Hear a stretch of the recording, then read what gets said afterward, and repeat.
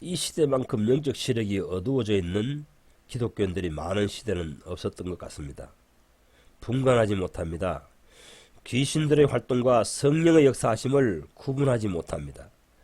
또 구약시대의 성령의 사역과 신약시대의 성령의 사역을 분별하지 못합니다. 여러분, 조심스럽게 성경을 읽어보십시오. 구약시대의 성령께서 역사하신 사역의 결과는 무엇이며 신약시대의 성령께서 사역한 결과는 무엇입니까? 복음서를 살펴보십시오.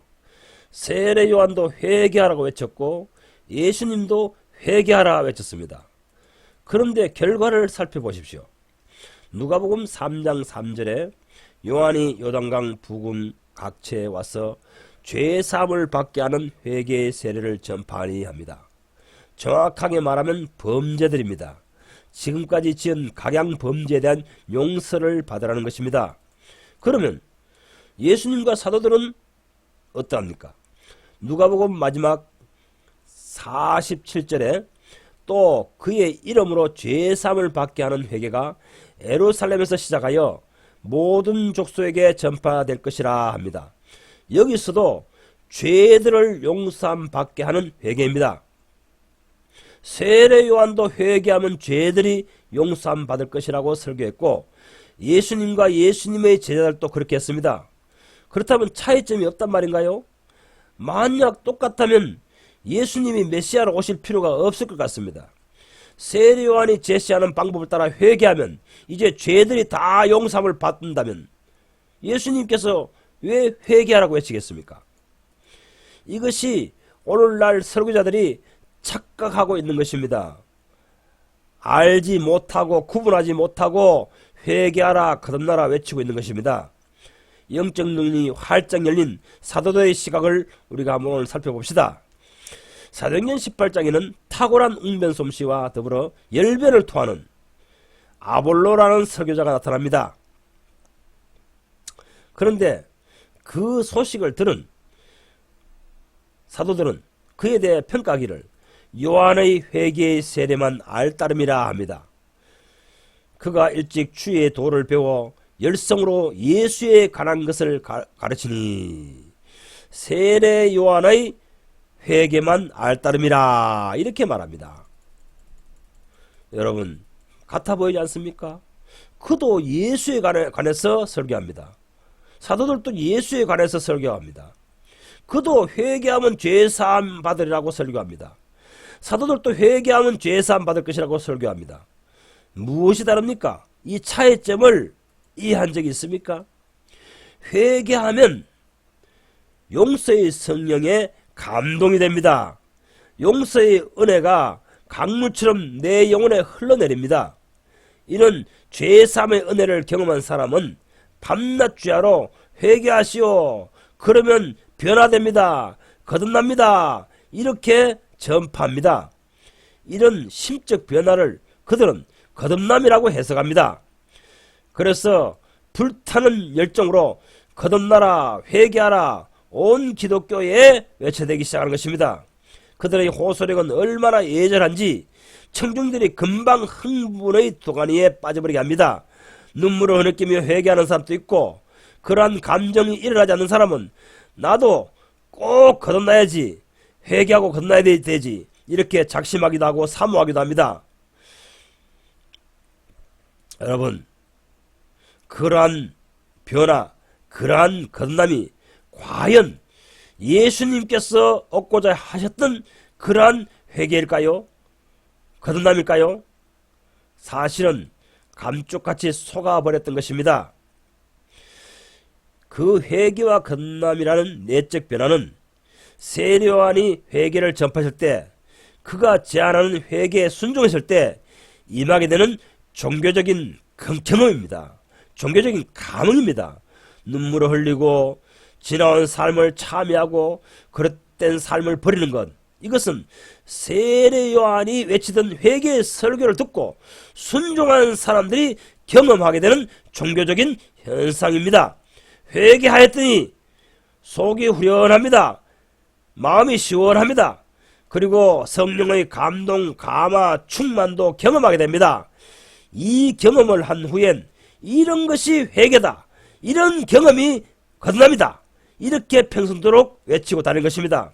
이런 설교가 오늘날 온 기독교 강단을 휩쓸고 있습니다. 특히 미국계 목사님들의 설교가 그럽니다. 자, 그러면 이런 설교가 무엇이 문제입니까? 그것은 사실 인간의 종교적 감정을 건드렸다는 것에 불과한 것입니다. 조나단 에드워드 목사님이 진단했듯이 인간 속에는 내재하는 종교적인 감정이 있는데 그것을 불쑤시개를 쑤셔놓으면 흥분하게 되는 것입니다. 그래서 종교적인 감흥에 빠지게 된다는 것입니다. 인간이라면 누구나, 타락해버린 후손에게는 누구나 종교적인 감정이 내재합니다. 이것이 타락한 후손으로부터 전해되었습니다. 그들의 이성으로 판단하기에는 선한 것, 선하게 보이는 것에 나타나면 가슴이 뭉클해지는 현상입니다. 여러분, 나라를 위하여 희생을 치른 독립투사의 영화를 보면 가슴이 뭉클해지고 감정이 뜨거워집니다. 6.25 전쟁 때에도 나라를 위하여 목숨 잃는 젊은 학도들을 볼 때 우리는 눈물을 걸썩이게 됩니다. 애국심이 불타오르기도 합니다. 음악회나 나이트클럽에서도 이런 감정이 일어납니다. 마이클 잭슨이 여는 음악회에 이런 감정이 고조되어 모두가 정신적인 희열에 빠지기도 합니다. 이것은 인간 속에 내재하는 감정을 부추긴 결과입니다.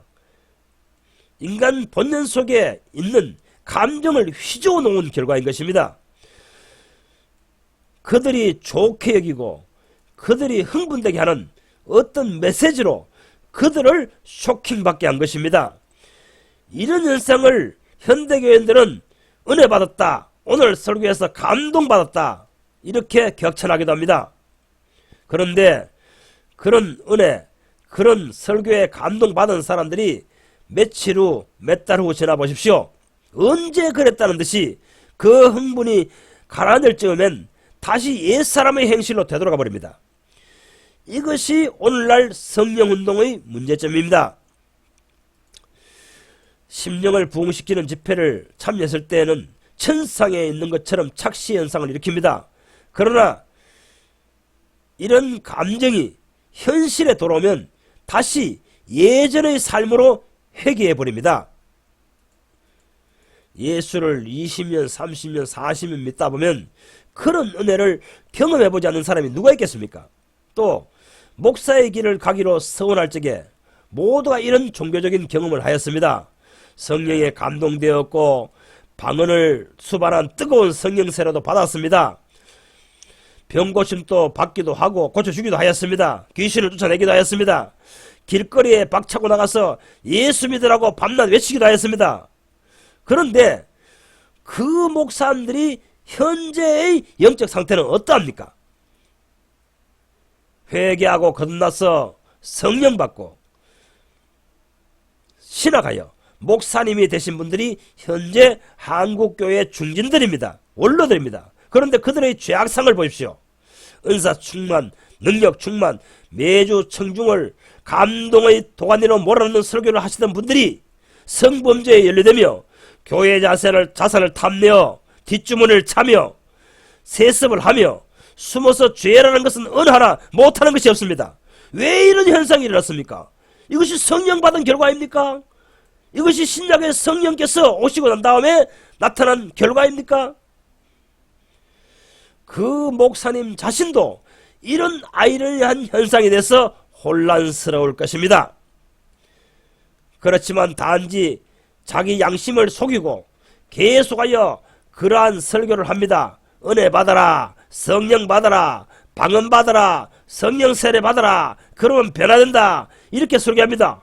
그렇게 설교하니 그러한 경험을 하게 되고 또 그러한 경험을 하는 교인들이 몰려들게 되니까 그들은 대형 교회가 되고 날로 교회에는 숫자 부흥이 일어납니다. 그래서 그들은 더 자신감을 얻습니다. 교회가 부흥되니 이것이 바로 하나님의 사역이다, 이것이 복음 설교다, 이렇게 온 세계에 돌아다니면서 이런 신앙을 퍼뜨립니다. 여러분 생각해 보십시오. 세례 요한이 제안한 그 설교를 들은 사람들이 그런 종교적인 경험을 하지 않았겠습니까?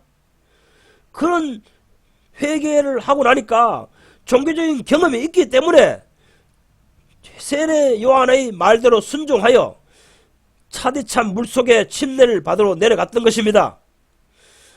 그 침례를 받고 회개를 하고 나온 사람들이 그 감동, 그 충만, 그 감격을 간증합니다. 그러니 너도 나도 그 세례 요한의 회개의 설교에 따라서 그러한 행동을 하게 되는 것입니다. 그러나 여러분, 요한복음 1장 35절에서 42절을 보세요. 요한의 제아들, 요한의 회개를 세례를 경험한 사람들이 예수께로 나옵니다. 대표적인 사람이 시몬 베드로와 안드레입니다. 그들의 영적 상태를 살펴보십시오. 다시 옛적 삶으로 돌아가 버립니다. 전에 하던 부친의 가업을 따라 고기잡이를 하고 가족 부양을 위해서 전력 투구하는 생을 살고 있습니다. 여러분, 무엇이 예수를 쫓는 것입니까? 무엇이 예수 묻는 것입니까? 배와 부친과 거물을 버려두고 예수를 쫓으리라 합니다.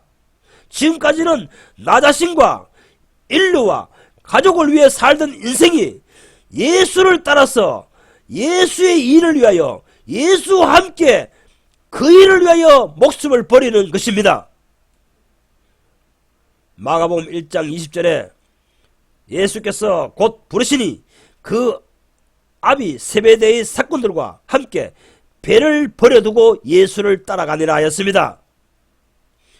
예수 믿는다는 것은 예수께서 하나님 아버지의 일을 위하여 목숨 바치며 사셨듯이 그 예수님을 따라서 아버지 하나님의 영광을 위하여 전인생을 드리는 것입니다.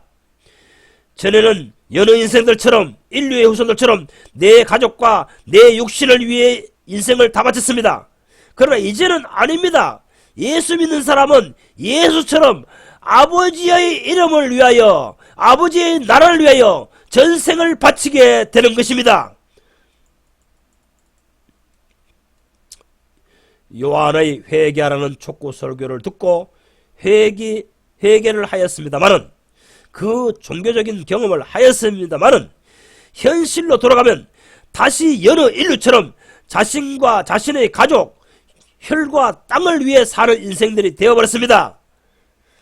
그런데 예수의 회개를 촉구하는 설교를 들은 회개를 하는 사람은, 그 회개를 한 사람은 예수를 따라 사는 생으로 변화된 것입니다. 이것이 요한의 회개를 통해 변신한 사람의 모습과 예수의 회개 설교를 듣고 변화된 사람의 차이점인 것입니다. 이 시대에는 거의 모두가 세례 요한이 전했던 회개와 거듭남의 설교를 듣고 그런 경험을 가지고 자기가 변화되었다, 거듭났다고 외치는 사람들인 것입니다. 거의 모두가 아볼로가 전했던 그런 설교 내용입니다. 그도 예수에 관해서 가르치며 요한의 회개에 대해서 전파했다고 하였습니다. 여러분, 이런 저와 같은 주장을 하시는 분이 인터넷에 잭푼이라는 목사님이 있는데, 그분의 설교는 이 시대 사람들에게 별로 인기가 없습니다. 세례 요한 같은 그런 설교를 하는 사람, 그런 회개와 거듭남을 전파하는 사람, 그런 변화를 경험하게 하는 설교는 인기가 있습니다. 근데 잭푼인 목사님이 외치는 설교의 핵심이 무엇입니까? 새 언약 안으로 들어가자는 것입니다.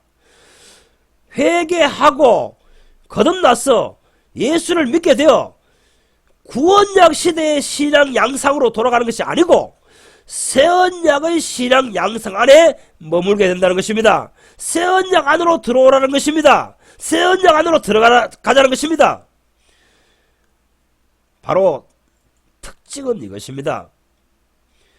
오늘날 회개하고 거듭났다는 사람들, 그들의 신앙 양상, 신앙 형태, 신앙 방식을 가만히 살펴보면은 그 사람이 세례 요한의 방식을 따라서, 세례 요한이 제시하는 회개 방식을 따라서 회개하고 거듭남, 곧 변화를 한 사람인가? 아니면은 예수님과 예수님의 회개를, 설교를 듣고 그것을 통해서 회개한 사람인가? 차이점은 여기서 나타납니다. 세례 요한은 도덕적, 윤리적 범죄에서 진심으로 뉘우치고 돌아서라는 회개를 촉구하는 설교였습니다. 예수님의 설교는 그것이 아닙니다. 예수님의 회개 설교는 구약 방식에서 돌이키라는 것입니다. 구약 방식에서 돌이켜 회개하라는 것입니다. 여러분, 예수님께서는 아십니다. 하나님도 아십니다.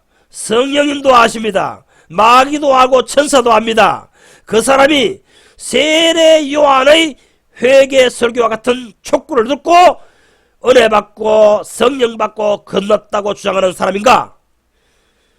예수님과 예수님의 제자들, 사도들이 전했던 그 회개 설교의 내용을 영혼의 귀에 들려와서 듣고 회개한 사람인가? 그 결과물을 보고서 주님께서는 아십니다. 결과는 간단합니다.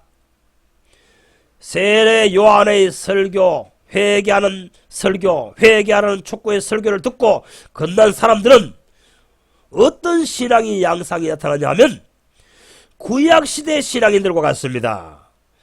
그러나 예수님과 예수님의 사도들의 전파하는 복음 설교를 영혼의 귀에 듣고 거듭난 사람, 회개한 사람, 변화된 사람은 신약 안의 삶으로 나타냅니다.